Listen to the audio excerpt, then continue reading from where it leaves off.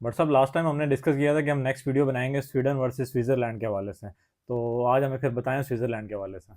अच्छा यार, सबसे पहले मेरी हमेशा रिक्वेस्ट होती है कि हमारे यूट्यूब चैनल को सब्सक्राइब करें और अपने दोस्तों के साथ शेयर करें।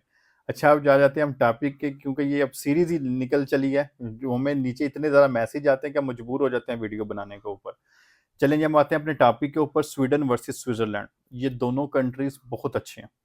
हम आपको अब इन्हें अलग अलग से डिफरेंशिएट करते हैं, क्योंकि हम स्वीडन में बहुत सारी स्वीडन के बारे में बातें कर चुके हैं और हमारी लातादार वीडियो आप देख सकते हो जो उसमें हमने स्वीडन के बारे में बताया हुआ है।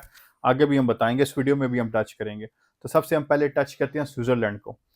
अब स्विट्जरलैंड आप सबको पता है कि मतलब वर्ल्ड फेमस मुल्क है और खूबसूरत मुल्क है, लोगों की हनीमून एक डेस्टिनेशन भी है। अब स्विट्जरलैंड में ये कि वो एक अच्छा मुल्क है, रिच मुल्क है, और वहाँ के लोग जो हैं वो फ्रेंडली हैं। अब स्वीडन के लोग भी फ्रेंडली हैं, अच्छे हैं, लेकिन स्विट्जरलैंड के लोग भी बहुत अच्छे हैं। वहाँ पे फ्रेंच भी बोली जाती है, वहाँ पे इंग्लिश भी बोली जाती है, वहाँ पे जो उनकी स्विस लैंग्वेज है वहाँ वो भी बोली जाती है। अब मोस्टली लोग जब सवाल करते हैं तो उनका मेन मुद्दा यही होता है, भाई पैसा किस मुल्क में ज़्यादा है, किस मुल्क में जाएं। ठीक है। अब सबसे पहले बात, सबसे ज़रूरी चीज़ मैं इसमें बता दूं, जो स्विट्जरलैंड है वो यूरोपीय यूनियन में तो आता है, वो शेंजन में नहीं आता। इसलिए जिन लोगों के पास भी पीआर है, ग्रीस की, इसकी, इटली की, पुर्तगाल, किसी भी मुल्क की है, वो जाके स्विट्जरलैंड में काम करना चाहते हैं तो आपको स्विट्जरलैंड काम अलाउ नहीं करेगा काम करने के लिए। लेकिन अगर आपके पास यूरोपियन पासपोर्ट है किसी भी मुल्क का, तो आप स्विट्जरलैंड में जाके काम कर सकते हो। लेकिन अगर आपके पास स्विट्जर इन मुल्कों की पीआर है, आप स्वीडन में काम कर सकते हो। सबसे बड़ा कंपैरिजन क्या है कि स्वीडन अलाउ करता है परमानेंट वालों को कि स्वीडन में आप काम कर सकते हो, ग्रीस से, स्पेन से, किसी भी मुल्क से। लेकिन स्विट्जरलैंड आपको अलाउ नहीं करता, क्योंकि स्विट्जरलैंड शेंजन में नहीं आता। ठीक है, वो ईयू में आता है। अब स्विट्जरलैंड के लोग रिच लोग हैं और खुशहाल लोग हैं। लिविंग स्टैंडर्ड दोनों मुल्कों का एक जैसा ही है। स्विट्जरलैंड भी एक खूबसूरत मुल्क है, स्वीडन भी एक खूबसूरत मुल्क है। वेदर भी दोनों का ऑलमोस्ट सेम सही है। ठीक है। टूरिस्ट लोग ज़्यादा स्विट्जरलैंड में जाते हैं कंपेयर टू स्वीडन में। स्वीडन में मई और जून ये 2 मंथ होते हैं जो पीक के होते हैं, इसको लेके, टूरिस्ट तो को लेके। जुलाई में भी होते हैं लेकिन थोड़े बहुत होते हैं।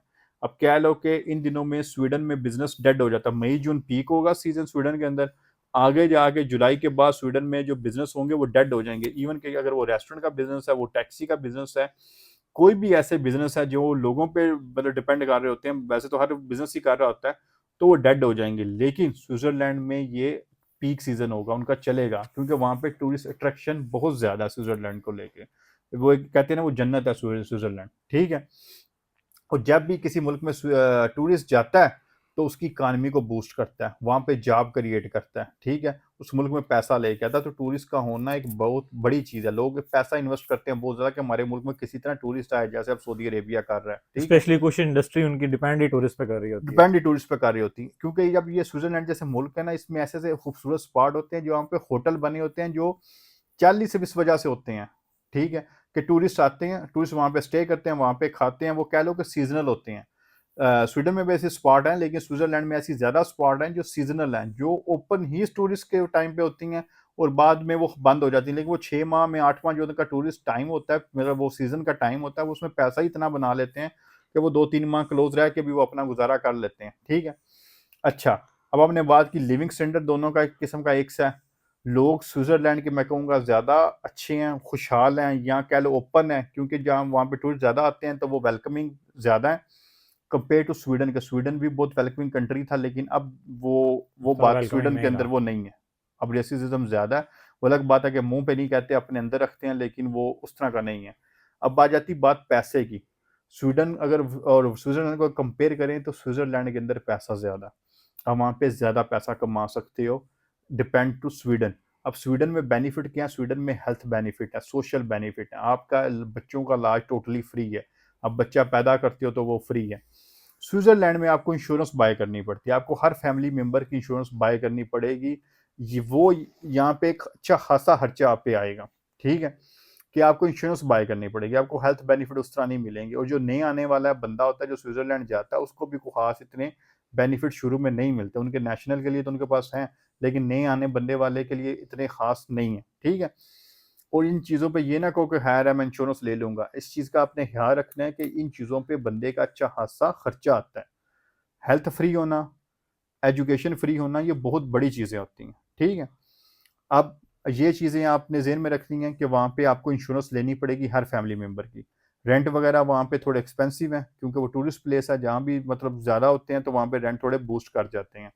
एक्सपेंसिव भी वो है, लेकिन जब आपकी सैलरी अच्छी होती है तो फिर ये सारी चीज़ें कवर हो जाती हैं। जब बंदे के पास पैसा होता है तो फिर ये रेंट वगैरह आप सारे मैनेज करके भी बचा लेते हो। अगर आप मुझसे सादा लफ्ज़ों में पूछो ना कि स्विट्ज़रलैंड वर्सेस स्वीडन में बेस्ट कौन है पैसा कमाने के लिहाज से, तो मैं आपको कहूँगा स्विट्ज़रलैंड बेस्ट है, ठीक है। लेकिन उससे बेस्ट वो जगह होती है जहाँ पे आप सेट होते हो, जहाँ पे भी आपकी सेटिंग अच्छी है वो जगह बेस्ट है। ज़रूरी नहीं कि ये मुल्क में 2 पैसे अच्छे हैं, आप अपना बोरी बिस्तरा गोल करो भाग जाओ वहाँ पे, ठीक है। जहाँ पे आपकी सेटिंग अच्छी, जैसे फॉर एग्ज़ाम्पल मेरे पास स्वीडिश नेशनैलिटी है, मैं स्विट्ज़रलैंड में काम कर सकता हूँ और मैं आपको कह भी रहा हूँ कि स्विट्ज़रलैंड मुल्क बेहतर है।